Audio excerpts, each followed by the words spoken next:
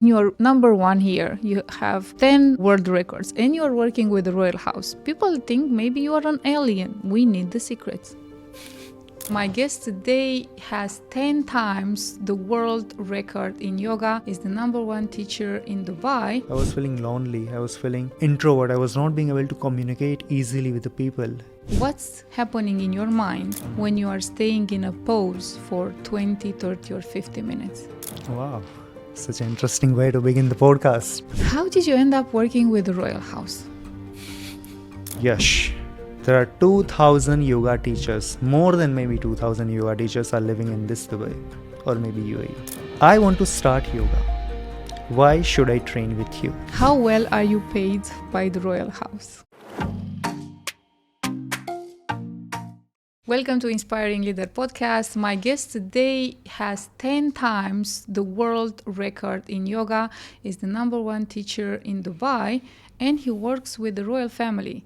Let's welcome Yash Yoga, how people know you. Welcome to Inspiring Leaders. Thank you so much, Florentina, for having me here. My pleasure to be here. I don't have any idea how you do this, but I need to know what's happening in your mind when you are staying in a pose for 20, 30 or 50 minutes. Wow, such an interesting way to begin the podcast. Strong, we need to start strong. Yeah.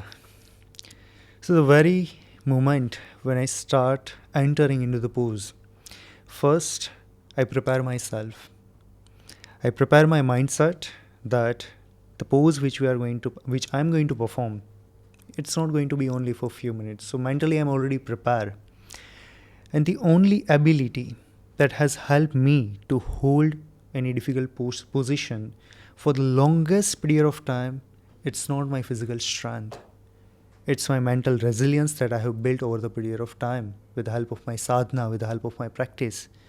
There is a concept in yoga called as a shunyata, which means once you learn how to empty your mind from all the thoughts, from all the worries of the future and the memories of the past, when you can learn to be in the present moment, when you are detached from all the wants, greed, thoughts, not even attached with your own existence, when you feel detached, and literally you can master the ability to detach yourself from the pain. So once you reach at that point, that's when you can hold certain position for this long period of time. And that's what I have achieved with the help of my practice, which I have been doing since my childhood. Yeah, that's impressive, because I just think about myself holding a glass for 2 minutes and my hand starts to shake. So you're staying, and most people, normal people who don't have this intense practice in yoga can experience that. What was the moment or the moment in time and space when you achieved this skill? Because you can't achieve it just like that. Are you born with it? No. So when was that moment? Do you remember that moment when you said, from this moment, I am detached. The pain doesn't affect me. I can sit for hours in a pose. So, of course, it doesn't happen suddenly that after that moment and you feel that, oh, now there is no pain. Of course not. It is a constant practice that gives the ability to detach from the pain. And in that area, if we think and go deeper, then I realized that what has actually helped me, that was my breath, that was my prana. Because prana, which is not the amount of oxygen that we are intaking, it is the vital energy, the energy which keeps us alive. And the moment when we master the prana, master the breath, that's when we can actually detach from the pain. Because prana, the moment when you slow down your breath, you can slow down your nerve system. And our pain, the amount of pain that we feel through our senses, which transfer through our sympathetic nervous system, which is giving the signal to our brain that it is painful. So the moment when you control the breath, you can control your nervous system, and that gives the ability to detach from the pain. You explain it so simple, but it's not that easy to achieve. True. Talking about prana, because I'm a very person into spirituality, I do other things, not the physical ones. I'm more on the energetic part. When you travel, because you travel in a lot of countries, do Mhm. you feel any differences between the prana? Like in a country, you feel like the prana is stronger or different? And if you can give some examples. 100%. Every place, every location, every person, every place holds the energy. When it's come to prana, prana is slightly different form of energy. It is also a form of energy, but as you have asked, different places also affect on our state of mind, on the state of mindset. If we talk about Dubai, where we are living right now, 5 years back when I came into this Middle East, Dubai, the mindset which I was having and the mindset which I'm having right now is completely different. And it's not happened because just my practice. There is some contribution from this place as well. Yes, in terms of energy, I see the things different if I can share. So here, the prana, it's a bit more from the desert, a bit more dry, a bit more different than the prana that you get in the mountains with a lot of greenery. True. But what's different about Dubai, it's that the rulers and the ecosystem, it's created for people to thrive. So when you come here, instantly, because of the field in the city, you feel seen, valuable, you are worthy, and you can achieve things here. Show us your value, and we will put you in front. This True. is what you feel. It's the same for you when you live in Dubai. Absolutely, I can totally relate with that. So, this is the energy for achievers. This is the place for dreamers because it will not let you sleep peacefully, but it will take you to the places that you might not have imagined. And when I traveled to Rishikesh, maybe Romania, where I found more greenery, that is a place that gives the inner peace. I'm not telling that Dubai doesn't have inner peace. Yes, it has, but it's hard to find. You need to go inwards instead of going outwards. So that is the difference. Yes, because Dubai is very dynamic. True. Like now it's happening something and then it's happening something else. And I just moved to Dubai. Wow. So I have a very intense practice in meditation still. Not complicated poses like normal people. But I feel like sometimes I didn't dedicate enough time to my meditation practice because it's this event here and this is happening here and you have True. to be here. And then I think there is a certain point when you have to say stop. No, I need to shift my frequency first and then I can achieve this thing that I want to achieve. Nice.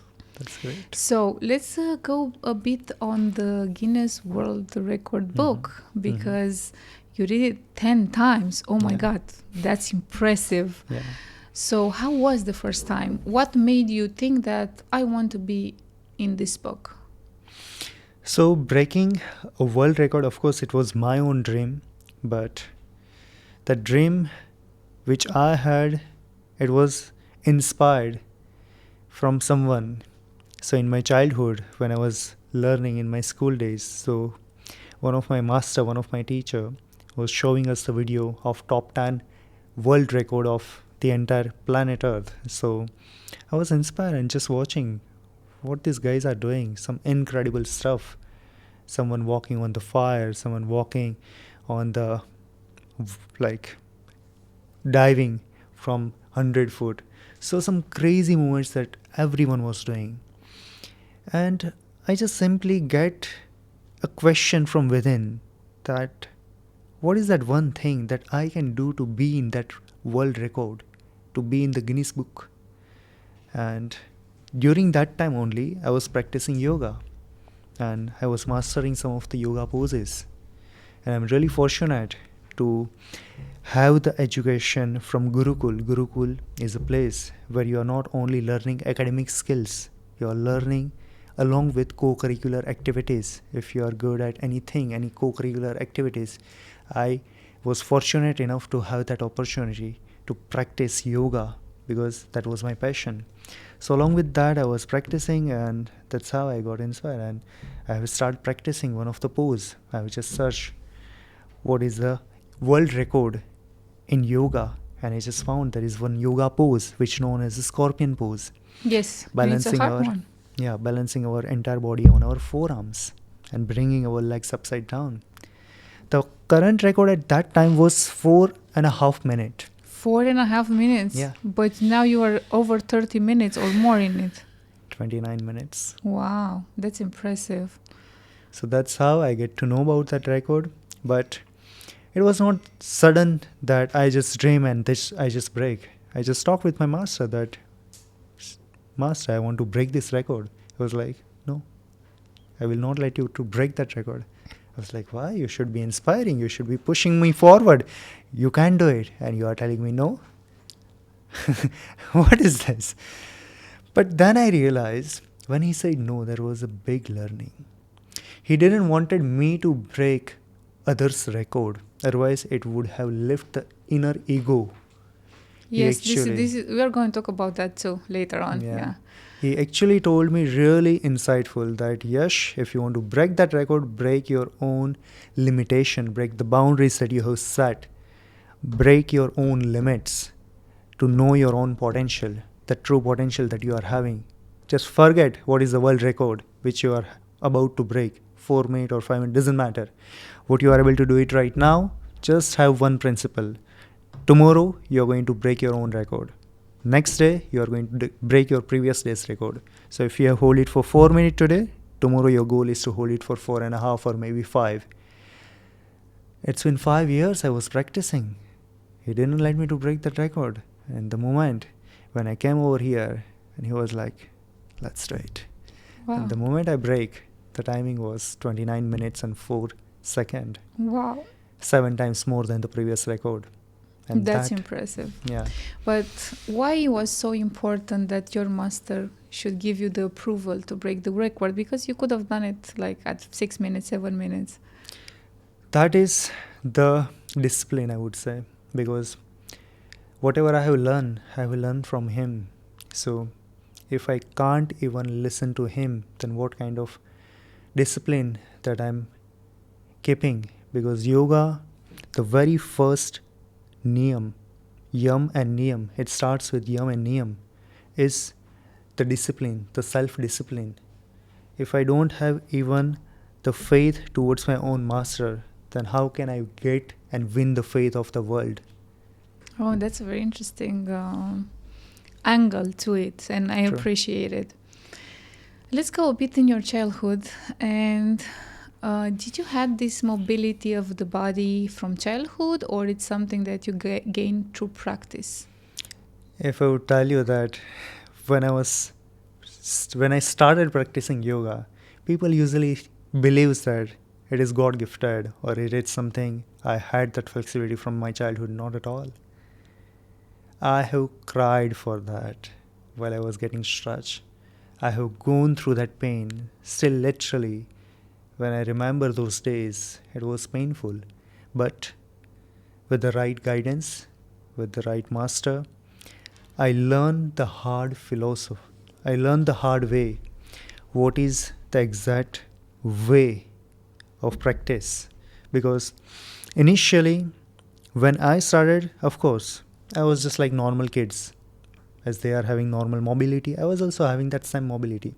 But one thing was slightly different, which I found in my childhood, was that grit, was that hunger, burning desire to do anything, to do something, to make my parents to feel proud. And I think that has helped me to push my boundaries. Oh, that's amazing and inspiring in the same time. Yeah.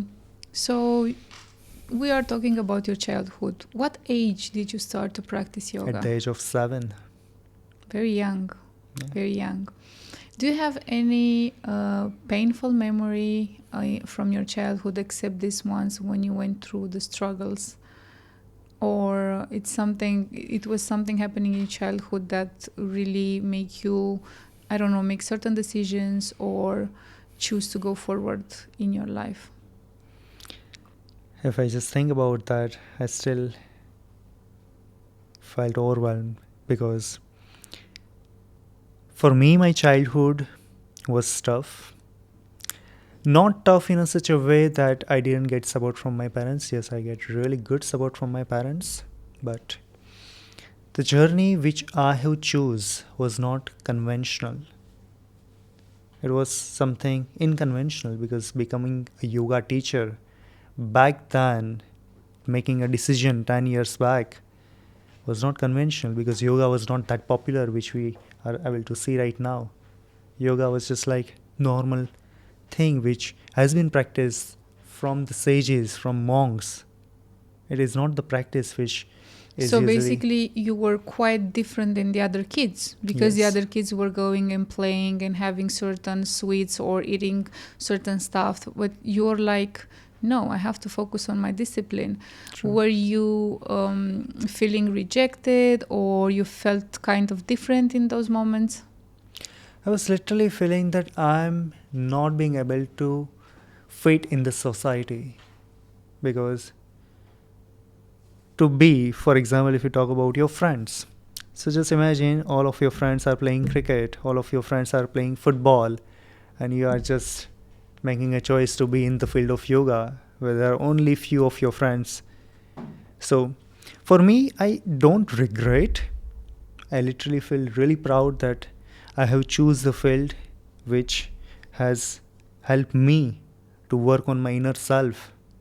So the childhood, if I just take one specific thing that was painful, that was that I didn't feel that I'm getting fit in the society. I was feeling lonely. I was feeling introvert. I was not being able to communicate easily with the people because no one was able to understand what was the pain which I was suffering from, what was the challenges which I was getting. But after this, when you just commit to do one thing throughout your life, when I just dedicate my entire self into the one specific thing which is yoga, then it has changed everything. And you did exceptionally because we are talking, people generally understand yoga like doing poses or going to the gyms and stretching, but yoga is an entire science, and behind it, it's a lot of transformation, a lot of energy that you need to process, a lot of faces and identities that you need to dissolve in order for you to move forward to the next level, and you are tested all the time. So I understand your journey and I empathize with you. And then you came to Dubai. What made you choose Dubai? Wow. 2020-22, when I just came over here for the very first time, I was actually get invited from one of the lady. She has just opened up the studio and she just told me that, Yash, because she has took some of the yoga session with me. The skill, the way you are teaching is exceptionally good. Dubai needs you. Let's give it a try. It was just like she's just randomly telling. But I just trust the process, just went with the flow. And the moment I just came, again, completely new challenges, new lifestyle, completely new nature of the people, new challenges. I was like, Dubai is not for me. Literally, I felt that. I meant Actually, that for decision. the people who are moving to Dubai, the first months are tough. Horrible. Like, yeah, the first months for me, even though the first months are still, I mean, I know my things because I know how I take my inner guidance, but I'm not the only one. Every person that I talk to, the first 6 to 12 months are super tough in Dubai. True. And I think it's because you need to adjust to this frequency, you need to adjust to this speed, and also you need to adjust to this level of abundance. True. Because here it's a level of abundance that you never seen on other city in the world. True. So I can relate with that. So initially it was tough, it was difficult. But one thing I can also say that once you adjust, once you tune yourself with the frequency, then there is no going back, no way to go back. So initially, of course, it was tough, it was challenging, but once you understand what are the challenges which will come along the pathway, then you change yourself, you work on your own self and just go with the right direction. And the best thing I would like to say about Dubai is you get the access of top 1% people of this planet Earth. Oh, When that's everyone, every individual is doing best at its field, at their job, at their work. And usually people say that you become the sixth one with the 5 people that you surround yourself with. But I have lived that philosophy. I have lived through that principle. It's very hard to believe. True. It's very because even now I have 4 months here. Some things I still don't believe that they are true, because in Europe we are mind programmed that it's not for us. Like we have to serve the system. The system is not serving us. And sometimes I just catch myself with some thoughts and vibrations, and I say, no, this is not happening here. And it's something that I have noticed in Dubai's field. You cannot think in a negative way. True. So my mind went one day on a negative scenario, and then a field came back to me saying, no, this is not happening here. Just like that. And it's very interesting to observe. It is. Now we have 2 segments that we need to go in. The first segment is the 2 minutes coaching session. As you know, I'm a coach and mentor for 16 years now. And you have to ask me a question that is burning you right now, and I have to answer it under 2 minutes to give you clarity. I'm not going to give advice. I'm not going to tell you what to do. I'm just going to give you clarity on it. We're going to have a clock on the screen. Interesting. And the pressure is on me. Interesting. So the question that I'm going to ask, it's something which I'm burning on, which is something which is roaming around my head. Is it the one? Yeah. Perfect. Do you have the question? So the timer is going to be started? Yes. It's going to be on the screen for us. Yeah. So the most concerning thing, or the question which always just roaming around my head, is like, at the end, why we are working? At the end, what's the purpose of life? If everything is predefined, or if everything is in our hand, so why there is a conflict? Why there is constant suffering? Why there is constant choice that we are having that ability to make? But at the end, if everything is like predefined, then what's the point of doing all this drama? Wow, that's a deep one. And I love it because I like it. I think our current situation on Earth, it's the frequency that we are living in. So everything that's happening, it's for us to evolve and reach a certain frequency. Some souls are just coming on Earth to raise the frequency. Some of them are with karma, some of them are free of karma, but some of them are chosen. And the ones who are chosen are suffering the most because they can't take the frequency of the Earth as it is. And they are working constantly to raise this frequency. When Earth will reach a certain level of energy and more people will be spiritually awake, then these frequencies of pain, suffering, and violence, they won't be allowed anymore. They will be just rejected or alchemized by the bigger frequency. So now the challenge for people is to awake their light and be able to create this frequency together with the chosen ones that came to raise the frequency. So this pain, it's not their pain. They're alchemizing also for the others. And sometimes it feels like it's unfair. Like, why should I put this through my field? But we all make a contract before we land it here because we want to make the Earth a better place and lift the vibration to the divine. Interesting. Really did. Did that bring you clarity? Yeah. Awesome. I love it. Now, let's go to more earthy stuff.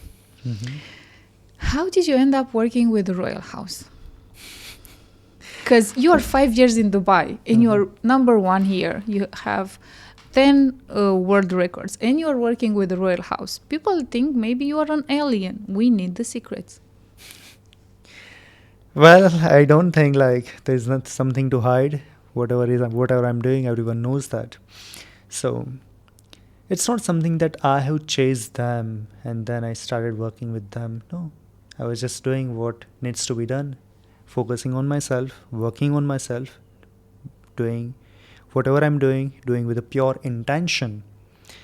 I just follow one simple principle that whatever I'm going to do it in the best way, best to that extent that every single task which I'm doing, it needs to be done with the excellence, because kushalta means excellence. This beautiful saying, principle, yoga karma sukoshalam, that whatever I'm going to do, I will do it with that excellence. And from where this excellence come? Through awareness. So coming to the main question, like how I get in touch with the royal house, royal family members of Dubai. So I was just having a normal time. Suddenly one notification gets pop up in my phone. That was a message from one random contact, one random person. That was a lady. She was like, "Hi, my name is XYZ, whatsoever, and I'm just reaching out to you behalf of this person." I was like, "Okay, so how can I help you?" So we would like to have a meeting. I was like, "Okay." They have shared the timing, they have shared the schedule. I have checked my schedule as I was available. Just planned the meeting, and when I just entered the room, there was a round table. On the one side, 3 of his assistants, on the another side, 2 of his bodyguard, and in front of this table, Sheikh. Just came over there, just started the conversation. And of course, they have checked every single thing about my entire background, what I'm doing, how long I have been working on in Dubai, what are my achievements, about my all the 10 Guinness World Records, about all the awards recognition as the best yoga teacher of the year. Starting the conversation with just one simple question. Yash, there are 2,000 yoga teachers, more than maybe 2,000 yoga teachers are living in this Dubai or maybe UAE. I want to start yoga. Why should I train with you? Wow, that was a big one. Did you expect it? I was not expecting that. And what did you answer?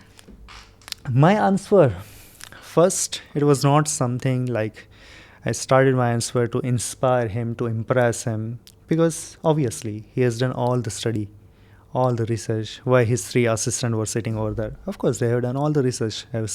So my goal was not to impress them, to praise myself that I have done this and this. They know everything. The goal was simple, that somehow if I can help him, then we will see. If I can't, then it's fine. So I just simply ask that, Sheikh, right now your age is 65. What is that one thing which you are struggling the most? He just explained me in the simple words that at the end of the day, when I just finish my work, I feel tired, I feel lethargic in respect of all the sports activity which I'm doing. And for me, it is really easy to identify what they are missing. So he is doing really great sports activity, he's really active, but his body was really stiff because of lack of stretch. Because he didn't feel the energy. He didn't feel the energy that he needs the body to move on that prana that we are talking from the beginning. True. The chi, how it's called, the Chinese and so on. Yeah. So the stiffness, the tightness which he is having was the main issue. So I just explained him, not in such a way that I will do this, not at all.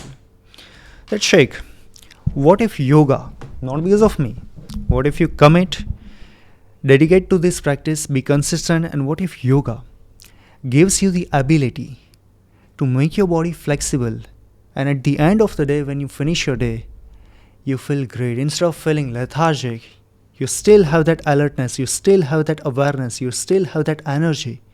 What if yoga gives you that ability to feel the energy which you used to feel at the age of in your 30s? What if yoga gives you that ability to extend your life expectancy by, let's say, 5-10 years, and you give that quality of time to serve this nation in the better way, to spend that quality amount of time to spend with your loved ones? What else we need in life? You convinced me too. So then he said he committed to work. And how many years are you working together since you met? It's been 2 years. And it was not directly like he has started. So I just asked him, just give a try. And just simply explain him that, Sheikh, if you may ask about any other things, I might not have answer. I might not be the expert of every single thing. But one thing which I'm sure, when it's come to YOGA, yoga, I have that confidence because my entire life, my entire childhood, I have only dedicated to only one subject. And if a person have dedicated his entire life into only one subject, of course, the mastery, the ability, all the knowledge, of course I have. And for that, whatever, in terms of yoga, whatever problems, anything if you will ask, anything if you need, you can just close your eyes and just trust me. Because I have lived my life through the yoga. So basically, at the meeting with the sheikh, you just had to be yourself That's the and ask most him his important need. thing. That's what you needed to be authentic. Ask him his need, and then. Two things I would like to point down over here, which I realize whenever I deal with these high-profile clients, royal family members. They actually don't need so many things from you. They just need two things. One, your authenticity. You should be not like someone who is just talking some like big things and just only you're just talking big things and at the end you are not able to do anything. So authenticity, just be who you are. And the second thing, pure intention. Because they are dealing with hundreds of people and they can just easily see that why this person is sitting next to me, what actually he wants. Because their whole work is to deal with people. They are really great at this. So just be authentic and just be honest and have that pure intention. If you can't help, just say, I can't help. Just be authentic. And then the very first day when he take the session, it was like, Yash, I'm just regretting why I didn't start earlier. That's a great testimonial to get from a Royal Highness. True. That's amazing. Because we are on this topic, we have another segment which is called the hot seat question. Hot set questions. Yes, Wow. this is a spicy question that you need to answer if you choose to answer or not. But you have to choose if you answer or not before I ask you the question. Okay. So are you taking the hot seat question, yes or no? I'm up for it. Okay. Are you ready? Yeah. How well are you paid by the royal house? Good. Expensive. That's all. Yeah, I'm getting paid good. Okay, we got our answer. You should answer in 1 minute. I forgot to mention. No, But- one word is enough. One word is enough. Great. Let's go back to your daily routine. No more And- hot questions? No, it's only one. You want more? Okay. Yeah, you can go for it. No, this was the hottest one. I don't think people... If you have other hot questions, just pop them in the comments. Next time we have Yash, we will ask him. For sure. So, what's your routine in a day? Your personal practice? Great. Starting my day. Usually people start their day just after waking up. But I usually believe that the day starts when you sleep. Because that's very interesting. the way you sleep determines your next day, the energy that you will feel. Because at the end, energy is not something that you are getting only from the food that you are eating. It's not the amount of calories that you are having and storing inside your body. Energy, how great you feel alert, aware. I have one simple ritual that I follow before I go to bed. Close my eyes, practice Brahmari Pranayam, humming sound. A vibration frequency that creates the humming sound and creates a vibration frequency in our head that nourish our brain cells and change the waves. Do you use any mantra or just the humming sound? Just humming. Okay. Of course, mantra is also having different power, different energy frequency and vibration, but the easiest one which everyone can do. Start going to the bed with Brahmari Pranayam just 5 to 7 times. That vibration frequency will just calms down and slow down your nervous system. Then, usually, I keep my sleep schedule somewhere about 5 to 6 hours. Usually, it's been mentioned that 8 hours of sleep is good. But for me, I found that Number of hours doesn't matter. It doesn't mean. It doesn't matter because it has to do with your process, how fast you charge with energy during the sleep. True, because the number of hours that you spend in the sleep doesn't mean that you are going to have a good quality sleep. The duration doesn't matter, the quality matters. So for me, I'm having a good quality of sleep, so 5 to 6 hours is enough for me. The very first thing which I do just after waking up, rubbing my both palms is like this, and creating the warmth between my hands and putting on my eyes, so that awakens my entire body. Why? Because our both palms are having more than 200 nerve ending points, which known as the marma points. When we rub our both palms, our entire nerve system gets awakened. After that, just opening my eyes, the very first thing which I do, start drinking water. Without brushing my teeth, without gargling, drinking 1.25 liter of water. Wow, that's a lot of water. I drink a lot of water during the sleep. Like all night I have to hydrate. What you say is really important, to drink water before brushing your teeth, because everything you have in your mouth goes back into your body and tells your body what your body needs to work on or heal in the body. So that's why it's important, not all the time, but at least a couple of times a week, we should drink water before we brush our teeth. You're right, but there's another thing as well. The most important thing in our body is the enzyme that helps us to digest our food. And for the digestion, one of the most essential enzyme is our saliva.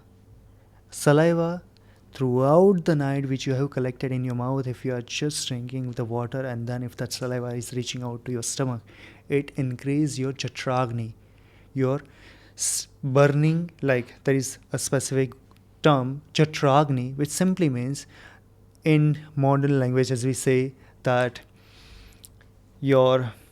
usually people are having different level of appetite, right? You are talking about your inner fire, like the way the calories are burned, the metabolism. So it brings the balance. So that is the primary reason.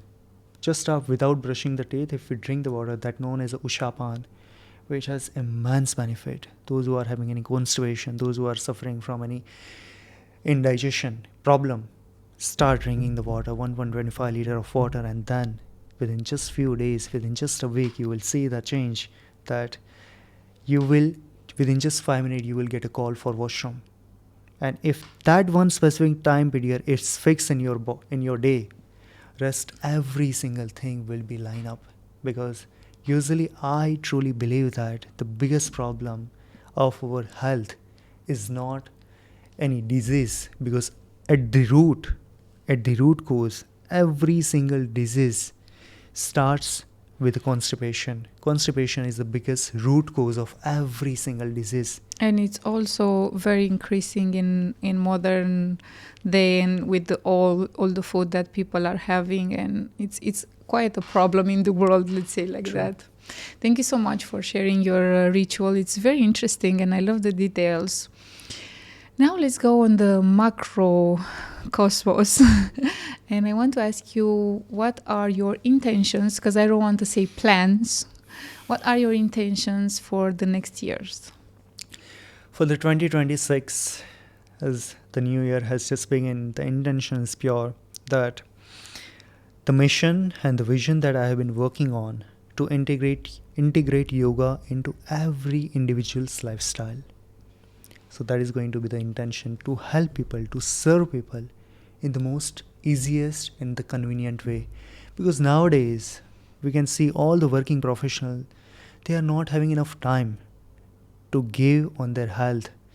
1 hour to spend on the driving, stuck in the traffic, spending going to the yoga studio or maybe a gym or any place for their physical movement, or be on the garden, then coming back to the home. It's getting really challenging. There are so many resistance. But with the help of technology, as we are blessed with the technology, as we are blessed with the AI, so I'm just trying to use this technology and to take the leverage with that, and then with the help of tech, we can build something that every individual within just one click, they can be in front of me and then they can start practicing. And yoga is usually something that cannot be practiced by just watching the YouTube videos that you are just starting YouTube and then learning, because there is no one to look after, there is no one to correct your pose, and if you are doing in the wrong way, instead of getting benefits out of it, you will end up losing so many things. You might get injured. So the most important thing is to have two-way communication. And with the help of AI, we are building something that will track with motion tracking. It will analyze the movement of your body, and it will give you the real-time instruction that how your body is moving in the right way or wrong way. It will give the right instruction. And with the help of that, you will be able to work on yourself and have that efficient yoga practice. Oh, that's amazing. I hope, and I'm sure you'll do great with that. Absolutely. Because basically you are willing to bring yoga in every person's house without them staying in traffic, and traffic in Dubai, it's something lately. So that's an amazing project to go for. I don't know if you know, but I wrote a book. It's called The Blissful Leader. This book was given to me, let's say downloaded, when I was struggling a lot because I did a huge mistake on channeling all my energy and my focus in my business. And then everything around me was crumbling. And then I started to write this book. Just it was coming to me in writing down. And I put it, this Blissful Matrix, I put it in a book. It's on Amazon. And actually, I brought a copy for you. Thank you so much. With a special message. Wow. You have to read it because we want to see your reaction, but you can read it out loud or not. It's your choice. That's great. Thank you so much. Grateful for this.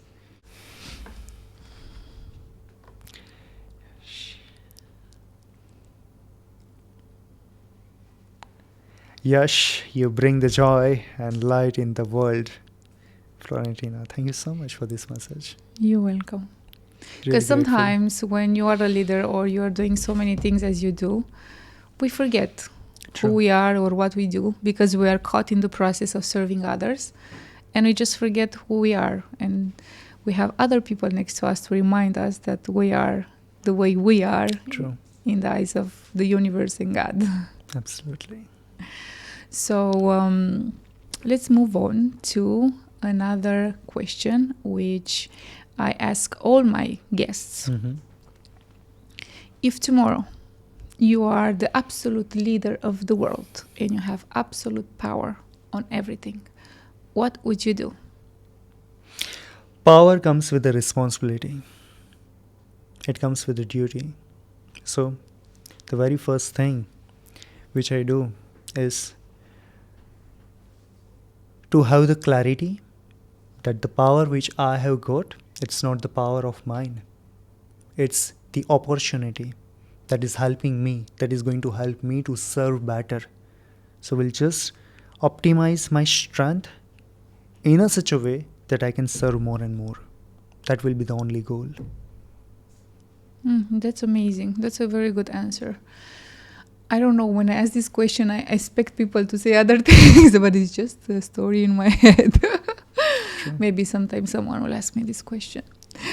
So, you are organizing the biggest yoga festival in Dubai. Yes. Tell me the story behind the scenes about this festival and how did you end up doing it? Yeah.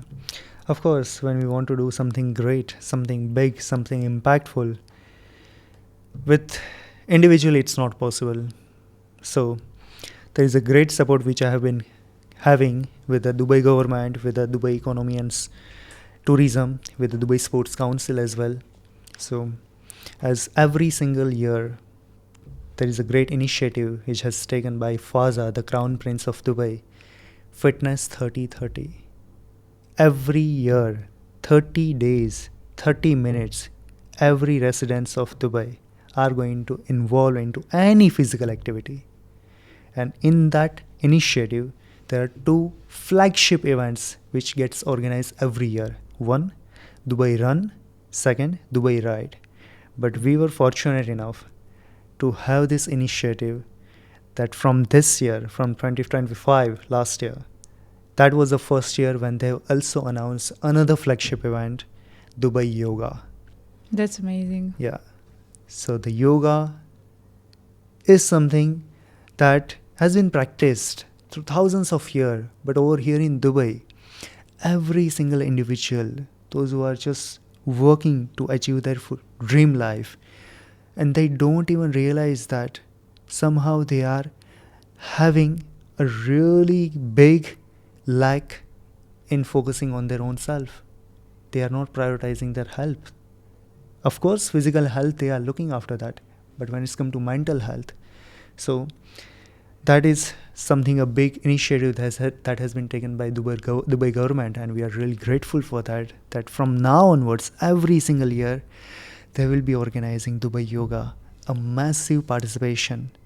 And because the last year was the first year, Yes. it's going to become more and more popular. And True. now people all over the world will want to travel to Dubai just True. to attend this event, because usually people who are practicing yoga or spirituality, they love to be with people in communities that have the same vibration, the same True. energy. And this is going to be something really, really fantastic in the future. Absolutely. And of course, it's going to help humanity to raise their vibration and consciousness. Absolutely. If there is something that you want to leave behind you, like a legacy, what that would be? I have think about it a lot. But you know what the answer which I have found? Nothing. Because somehow there is an inner ego which convinces you that you are someone who is here to do something really impactful, that world needs you. But if we just open our eyes, if we just look back, our ancestors, they have just lived their life. They just did what they could do. And life just works with one simple principle, that nothing is temporary. Nothing is permanent. Everything is temporary. So even if I have a dream to leave a legacy behind, I know that those who want to learn, they will anyhow learn. The work which I have been doing, if someone is getting beneficial, they will get. But if I have that a kind of desire that no, this is the legacy which I want to leave behind and people need to remember me. No. There are billions of people are living in this planet Earth. There will be a new era of life. There will be a new knowledge. There will be a new time. So let the new things to happen. Let the change to be happen. So for me, when I look back to my own self, the work which I have been doing, initially the purpose was to leave a legacy behind, that I do something impactful, that millions of people, even if I die, people will remember me. But no. Later on I realized that every single human being is over here for a certain years, 50, 60, or maybe someone are blessed to be here for a longer period of time, 80 or 90 or 100. So the thing which is in our control is to serve, is to help, is to spread the energy which universe has given this opportunity for us, to spread that smile, to make people happy, to help each other and to grow together. After the life, we don't know what will happen. That's inspiring, but in the same time, I'm thinking to all the yogi masters that you have been studying from. So it's very important that they left their legacy. I understand that you don't want to leave it from a place of ego, and it's totally normal to do True. that. But studying Yogananda or maybe others, like Osho also left some legacy. So it's important that you leave a legacy, and it's important that you leave it from this perspective, because we haven't created this. Like True. It's given to us from the divine, and we give it further through our way of explaining True. it. And isn't it beautiful that we have this opportunity to share it with millions of people? Just think about the yogi that they were passing the knowledge, how hard it was for them. Like you have to go in mountains, in caves to meet them, and to ask them. They will test you if you are strong enough to receive the knowledge. And then hard training. Now, I think we have it quite easier because you have technology. And of course, technology is also given us from above. So what do you think about this new angle? Really interesting. And the counter question that you asked, I really appreciate. And actually, that was the same belief which I used to also have. That, especially when you have take the name of all the masters, Osho, Shivananda. So we know them because they have leave a legacy behind in a form of books, in a form of audio, in a form of video, or in a form of certain content, right? Now, what I realize, the way I look at this thing was absolutely same. And that was the main purpose why I have started content creation journey, to leave a legacy behind. But now the perception has changed. To get more clarity, I think it's something really interesting which I have ever discussed, which I'm going to discuss. So, one point of look at it, this thing is to have a content. That content has the ability to stay in this planet Earth even if after we will die. So let's say tomorrow if I don't wake up. So all the content which I have shot, which I have created through past 5 or 10 years is going to be in this planet. Okay? And my expectation is that someone, somewhere staying in the corner of the world, that might will get inspired from that content and will start the yoga journey. So that is the good side. And that's how it will help. Of course it will, and it has that potential. But who is Yash once Yash will die? There is no one That doesn't matter because Yash is the vessel that needs to be now. Yeah. And after Yash dies, Yash will continue to be the vessel. Yeah. Do you know how we are anatomically, energetically built? True. So basically we have a spirit and we have a soul. Mm-hmm. So our soul is the energy that reincarnates, moves forward, and so on. Our spirit is unique. So Yash will remain forever in the Akashic records. And if now these records are also on earth, people will come through your content and they will feel the resonance. And they will just light up on that resonance, on that knowledge.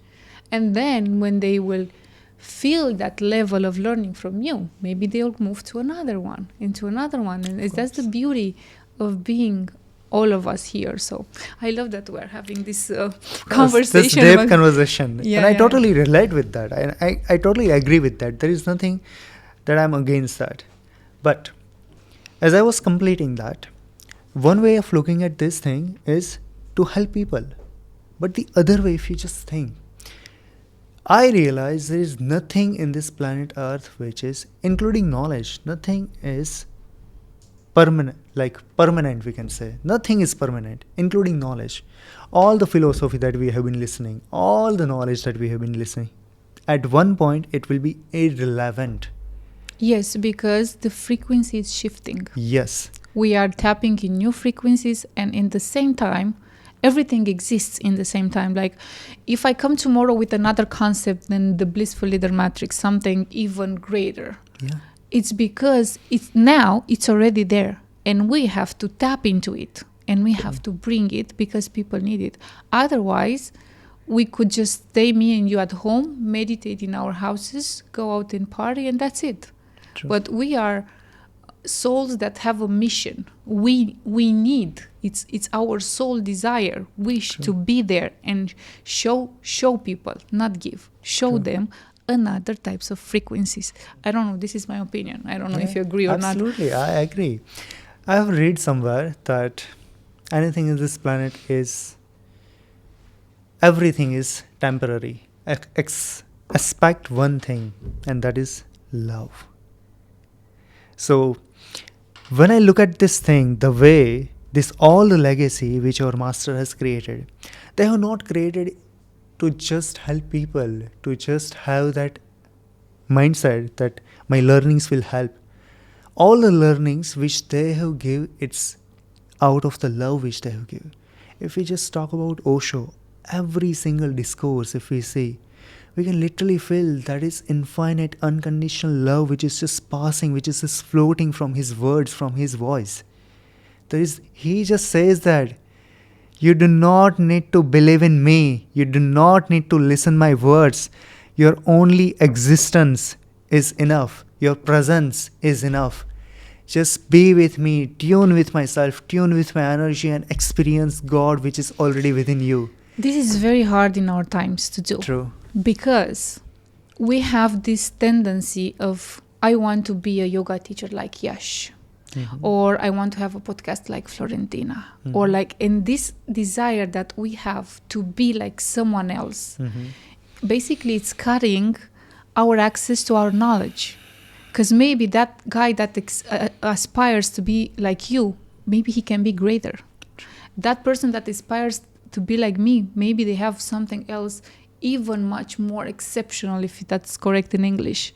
So one of the hardest lessons that I've learned early age in my spiritual journey and mentoring is that I should not be like anyone else, and I do not want or wish or advise anyone else to be like me.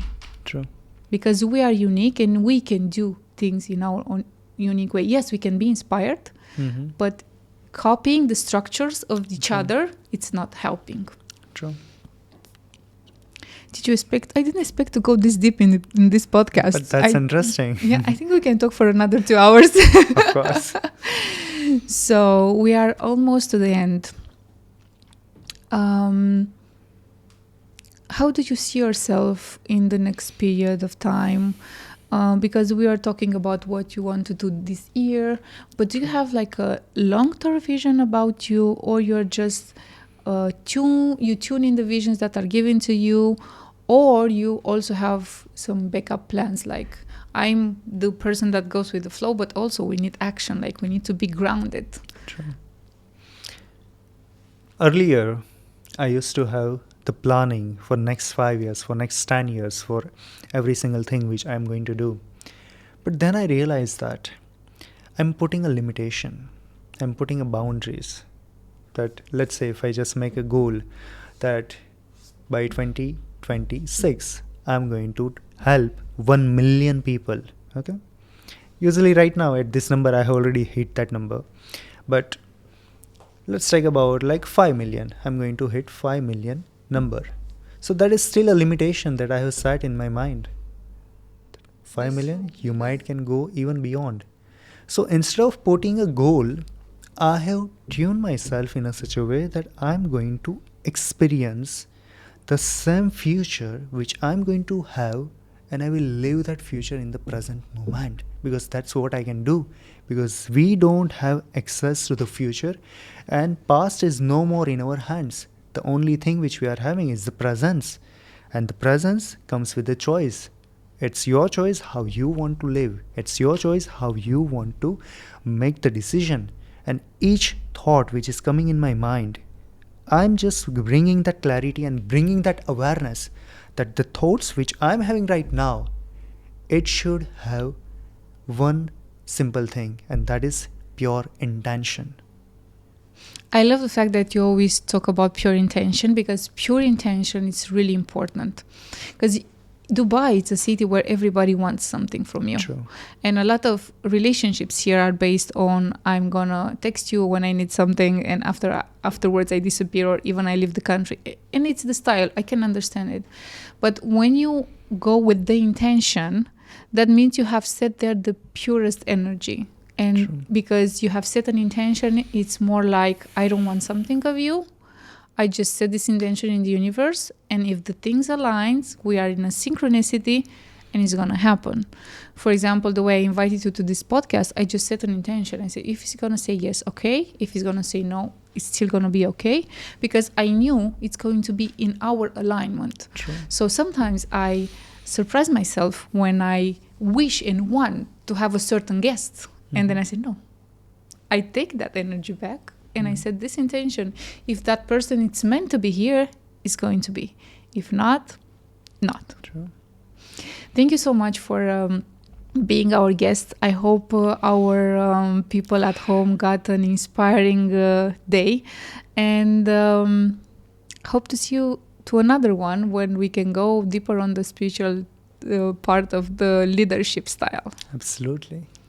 Thank you so much for having me here. I think it was one of the most profound conversation which I had with you, and really deep conversation. Thank you so much. Namaste. Namaste.